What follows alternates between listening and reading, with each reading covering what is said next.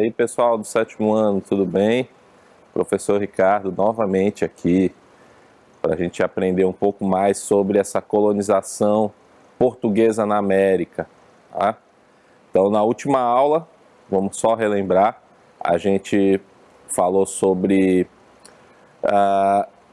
os indígenas, né, que os portugueses encontraram, né, os habitantes, né, os nativos que os portugueses encontraram aqui na América, tá? E aí hoje a gente já começa a falar mais sobre como foi essa colonização, né? A ocupação do território, né?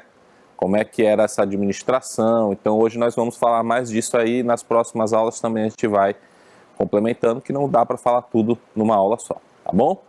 Então é isso. Nosso assunto hoje é América Portuguesa, colonização. Vamos lá.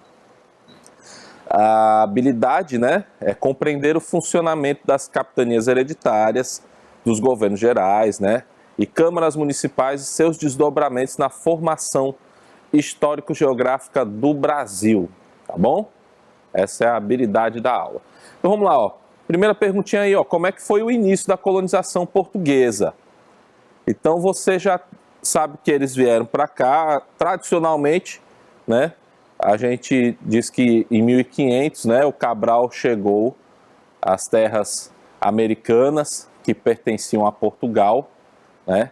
E aí fez esse descobrimento, né, do Brasil. Muito bem, o que nós sabemos é que a vinda dos portugueses mesmo para a América, ela já tinha acontecido em outras ocasiões, antes mesmo do Cabral chegar aqui em 1500, tá certo?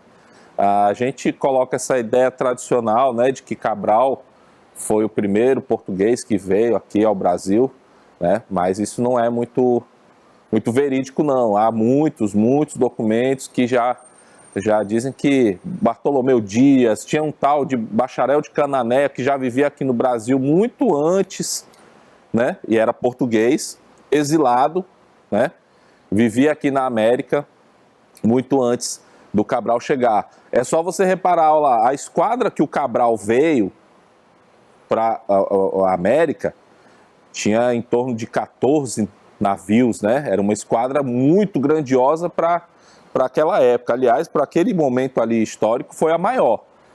E o Cabral não estava vindo para cá, de fato, né?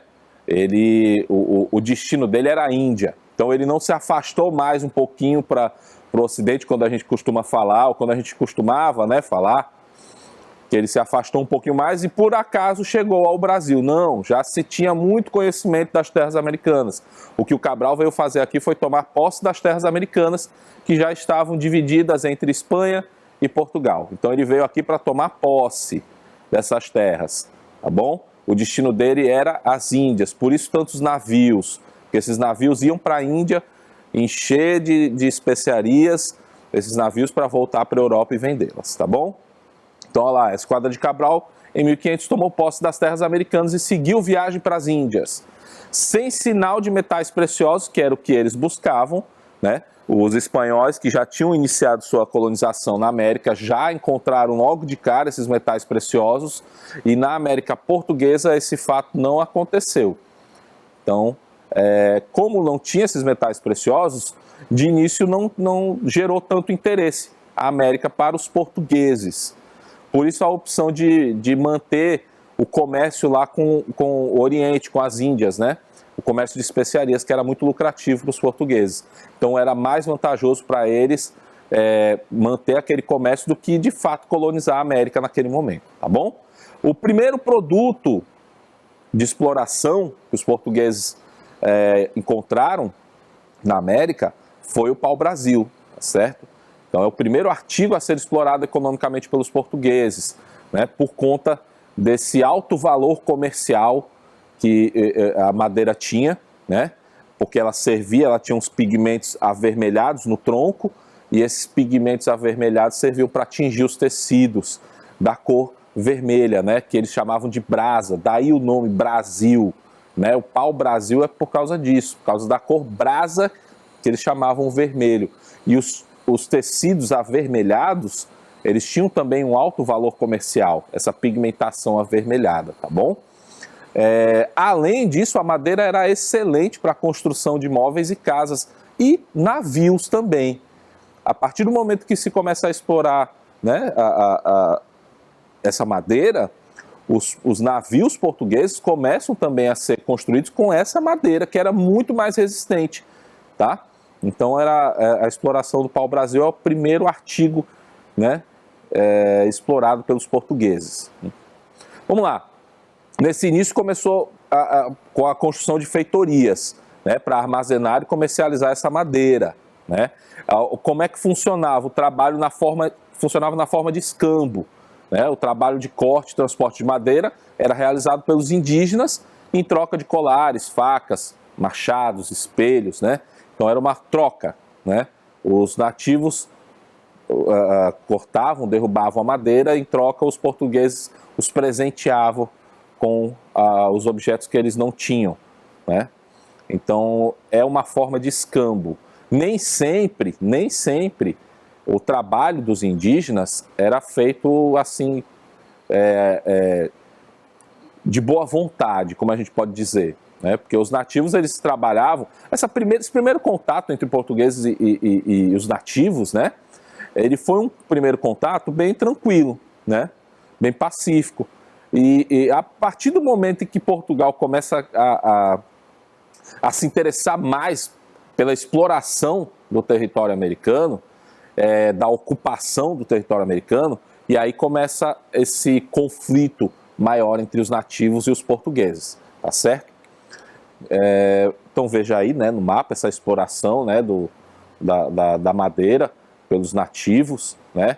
Então eles levavam até essas feitorias que eram construídas, né, como se fossem fortes, como se fossem pequenos armazéns, né, onde se armazenava ali a madeira, tá bom? E dali se estocava e depois se mandava para a Europa, né? Litoral, sempre litoral. Essa madeira era muito encontrada no litoral, né, do nosso território. Então ela foi sendo derrubada, né, essa madeira para, né, o transporte para a Europa. Olha lá, como eu falei, nem sempre os indígenas estavam dispostos a ajudar os portugueses, né? Os indígenas, a gente viu nossa última aula, que os nativos, eles tinham um modo de vida muito diferente. A questão do trabalho para eles, a concepção de trabalho era muito diferente. Eles trabalhavam quando havia necessidade. Então, eles viviam sobre uma economia de subsistência, né? Lembra que eu falei para vocês? Era uma economia de subsistência. Eles trabalhavam à medida que eles tinham aquela necessidade de algo, né? Começou a faltar o alimento, então eles saíam para caçar, para pescar. Então, eles tinham tempos longos de descanso. E aí, quando os portugueses chegam e tentam obrigá-los a trabalhar, eles não aceitam, né? Então, às vezes eles iam, às vezes eles não iam, né? Então, eles preferiam ficar descansando. Não, já cortei muita madeira para vocês. Não, agora eu não vou, não. Vou ficar aqui descansando, né? E aí os portugueses muitas vezes se irritavam com isso, né? Daí é que vem aquela ideia, né, errada de que o índio é preguiçoso. Por isso que eles gostam de rede, né? Inventaram a rede, que é para ficar deitado na rede, que eles são muito preguiçosos, não gostam de trabalhar, né? Então, essa ideia aí, errônea, né, vem muito disso. Os portugueses se irritavam com esse modo de vida dos indígenas, né? Então, olha lá, o pau-brasil despertava interesse também em outras nações. Além de Portugal, né, a Espanha também tinha muito interesse, Inglaterra, França, porque era uma madeira de boa qualidade, né? Tinha um valor comercial, como eu falei, né, alto. E aqui eu destaquei para vocês a França. Por quê? Porque a França foi a que mais se interessou por essa costa litorânea, né, do nosso território. A França foi a que mais se interessou, né, chegando até a entrar em confronto com Portugal em alguns momentos para de fato se efetivar, né, essa posse da terra aqui pelos portugueses, porque os franceses estavam tão à vontade aqui que perigava eles tomarem conta, né, do território. E aí você fica imaginando, né, e se os franceses colonizassem o Brasil em vez dos portugueses, né? Então, olha lá, ó, as expedições guarda-costas serviam exatamente para vigiar esse extenso litoral. O rei de Portugal, que era o Dom João III, já começava a visualizar isso aí, né? Já tinha essa preocupação de que o território começava a ser cobiçado por outras nações. Se Portugal não abrisse os olhos, ia perder um território, né? Embora tivesse lá preocupada com o comércio no Oriente, das especiarias, ele não podia abandonar esse território. E durante esses primeiros 30 anos parecia meio abandonado mesmo. Tanto é que outras nações começaram a se aventurar por aqui, né? Os franceses tinham um contato com os indígenas mais para aquela região sudeste ali, né, do nosso país. Eles tinham um contato ali com os indígenas já bem interessante, né? Chegando ali a formar alianças muito grandes com os indígenas. E aí os portugueses, quando de fato vieram para colonizar, povoar o território, teve que brigar com os indígenas e com os franceses, tá bom? Então, olha lá, as expedições guarda-costas serviam para vigiar o extenso litoral e expulsar os invasores, né? Olha lá, a primeira expedição colonizadora foi organizada em 1530, né, pelo Martim Afonso de Souza, era o responsável, né, por essa expedição. O rei contratou ele para fazer essa expedição. Então ele tinha essa responsabilidade de efetivar a colonização das terras americanas, né? Então, olha lá, ele vai combater os franceses, vai explorar todo o litoral para acumular as informações sobre as possibilidades de ocupação, né? Então ele faz essa viagem no entorno todinho do litoral, né, do nosso território, para ver onde era possível a ocupação, né? Também tinha uma questão muito, muito interessante aqui, que é lá, em 1532, quando ele vai fundar essa Vila de São Vicente, que fica no atual estado de São Paulo. Aquela região ali era uma região que dava para aquela região do Rio da Prata, né? Então era onde o Rio da Prata desembocava no oceano. Então ali, para os portugueses, era muito importante fazer a ocupação daquele território ali, daquela região do Rio da Prata. Por quê? Porque a navegação do Rio da Prata era um dos grandes objetivos portugueses, né? Eles não tinham encontrado os metais preciosos, mas já sabia-se, né, de uma região, de um império americano que era riquíssimo em ouro e prata, né? A gente está falando lá dos Incas, né, daquela montanha grandiosa que nós falamos nas últimas aulas, lembra? De Potosí, recheada de prata, e que já era explorada, e que os portugueses queriam encontrar um caminho para ir para lá. E o caminho era pelo Rio da Prata. Então essa fundação da Vila de São Vicente não é aleatório, não. Os portugueses não faziam as coisas de forma aleatória. Então, quando eles fundaram a vila ali, era exatamente para ocupar aquela região, fazer a navegação pelo Rio da Prata e tentar encontrar esse império, né, dos Incas, que ainda estava no comecinho, eles ainda não tinham, nem os espanhóis ainda sabiam direito onde era, né? Então, tinha muitas lendas, né, do tal Eldorado, onde fica o Eldorado na América, né? E o Eldorado era lá no Império Inca, tá bom? Vamos continuar aqui, ó. A fundação da vila, acabei de falar, a fundação da vila próxima aos domínios espanhóis tinha o objetivo de controlar a bacia do Rio da Prata, né? Olha lá, o Martim Afonso foi o primeiro que trouxe as mudas de cana-de-açúcar para a América. Então aí já com intenção mesmo de fazer o povoamento, explorar ainda mais o território. Então foi o primeiro a trazer as mudas de cana-de-açúcar, né? O açúcar, ele foi o nosso ouro durante aí uns 200 anos, tá? Então o açúcar foi o principal produto de exploração, né, das terras americanas. O processo de ocupação da terra foi conflituoso, os indígenas resistiram ferozmente, né? Então alguns relatos, alguns registros de conflitos, né? A Confederação dos Cariris, né, chamada também Guerra dos Bárbaros, que eles chamam, onde por conta dessa tentativa de ocupação do território, os portugueses e os indígenas entram em conflito. Como eu disse, no início era harmonioso, né, esse contato entre portugueses e indígenas. A partir do momento em que os portugueses decidem efetivamente tomar as terras, que não pertenciam a eles, pertenciam aos indígenas, né? Aí sim começam os conflitos, tá? Nesse momento aí é que a gente pode dizer que a população indígena ela acaba sendo massacrada, né? Por conta dessa, né, tentativa mesmo dos portugueses de ocupar o território, tá bom? Então, só para vocês visualizarem, né, aquela região ali do Rio da Prata, né, a bacia do Rio da Prata, né? Então você vê por onde os navios entrariam navegando por essa região. Tem outro lugar, mais para frente nós vamos falar, né, ainda nessa aula, que é pelo norte, pelo rio Amazonas. Também era outro rio que poderia levar, né, a essa região de Potosí, né, do Eldorado. E também os portugueses também sabiam disso estrategicamente. Então para eles era muito importante ocupar essa região, né, do Rio da Prata, mas também ocupar lá no norte a região do Amazonas, né, e fazer essa navegação por ali, porque também era um dos caminhos possíveis para o Eldorado, tá bom? Então olha lá, ó, os trabalhos manuais necessários na América, uma das questões também importantes, eram vistos pelos conquistadores como desonrosos, tá? Então o trabalho manual para os conquistadores, para os portugueses, pela concepção deles, era algo desonroso. Então daí essa necessidade de se escravizar. Então inicialmente se escraviza os nativos, né? Posteriormente se escraviza os negros, né, trazidos da África para o trabalho. Então essa concepção de que o trabalho era algo desonroso pelos portugueses, isso aí faz com que essa população nativa e depois a população africana seja escravizada e trazida para o trabalho aqui, tá bom?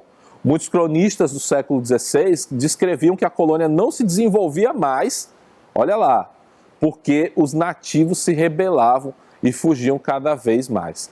Então, para os cronistas daquela época, já muito aí, ó, a concepção de que o trabalho, né, era algo desonroso para eles, né? Então, como os nativos não queriam fazer o trabalho deles, eles acreditavam que por esse motivo a colônia não se desenvolvia mais, né? Daí eles já fazerem a opção de substituir o trabalho nativo indígena pelo trabalho do negro, né, escravizado, tá bom?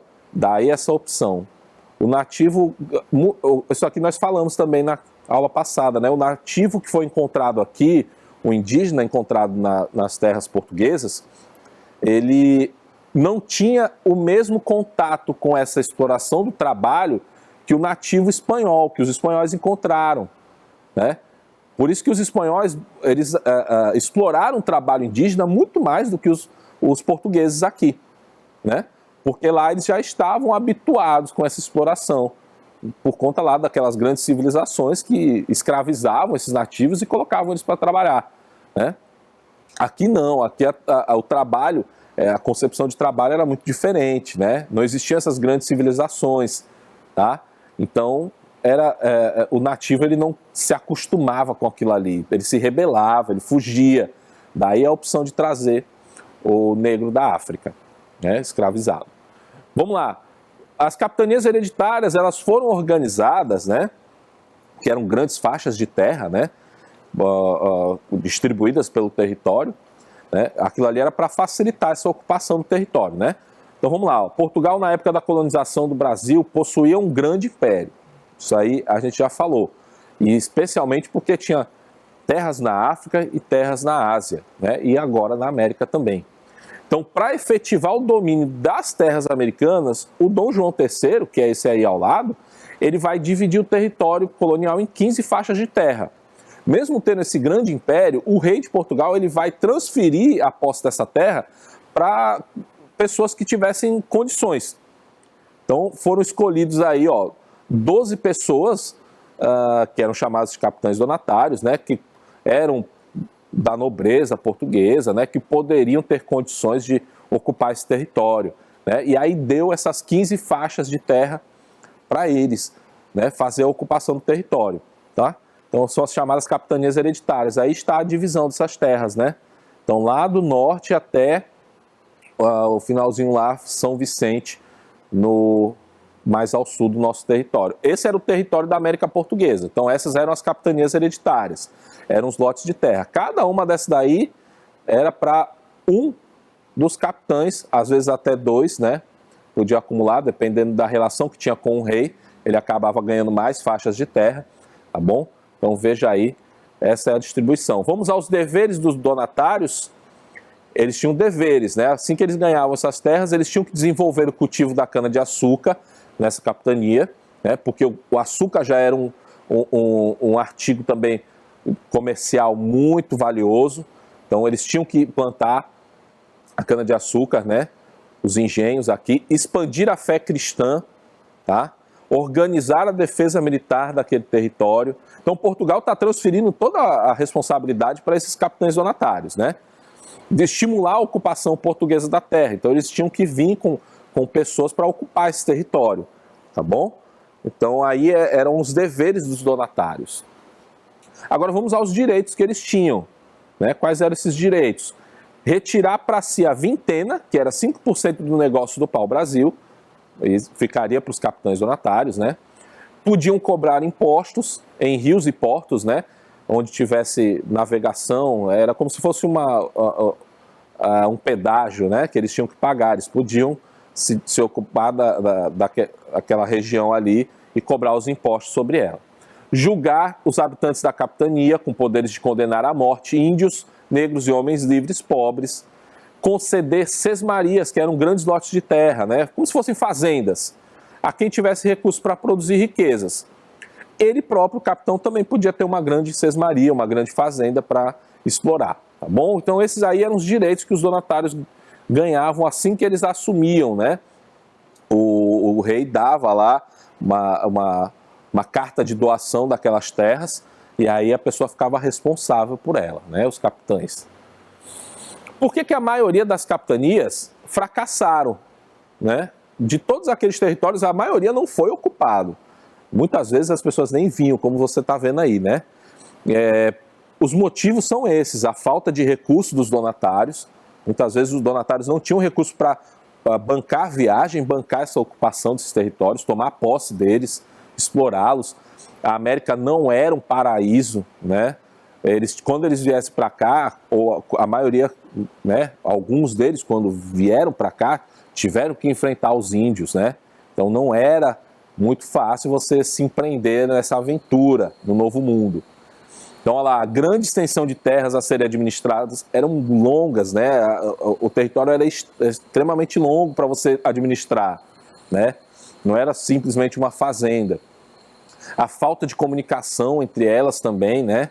Outra coisa que eu falei, a resistência dos indígenas à ocupação dessas terras. Então, os ataques de corsários, que eram piratas que vinham de fora. Então, no caminho, eles já tinham que... Era uma grande aventura isso aí. Não era fácil, tá? Então, lá, muitos donatários nem chegaram a vir para a América. E outros morreram em combate com os nativos. Os que conseguiram chegar aqui, na hora de ocupar o território, enfrentavam os nativos e acabavam morrendo. Então, não era um empreendimento fácil, não era um empreendimento barato, exigia muita coragem, nem sempre deu certo, tá? As capitanias que prosperaram foram a de Pernambuco, São Vicente e, posteriormente, Bahia, tá? Então, essas três acabavam prosperando, conseguiram, né? Os capitães conseguiram efetivar a ocupação. A cana-de-açúcar foi responsável pelo sucesso dessas capitanias, né? Até recentemente, a exploração desse artigo ainda era muito valioso para a economia dessas regiões, né? Os motivos desse sucesso estão lá, ó, a fertilidade do solo, né? O clima adequado ao cultivo e a relativa proximidade com a Europa. Então, nessas regiões, Pernambuco, São Vicente, Bahia, a cana-de-açúcar teve sucesso, né? Por conta dessa questão do solo, né? Que era muito fértil, próximo do litoral, né? O clima também adequado, né? Que era quente e ao mesmo tempo úmido, tá? E a proximidade com a Europa, tá? Aí sim, olha lá o que eu falei para vocês, o Amazonas, que é a outra entrada, né, para se buscar o Eldorado, né? Daí eu trouxe para vocês essa curiosidade, né, que o Amazonas, esse conquistador espanhol, Francisco Orellana, sei lá, ele entre 1541 e 1542, ele participou dessa expedição, né, na América do Sul, procurando o Eldorado, né? O objetivo era encontrar o Eldorado.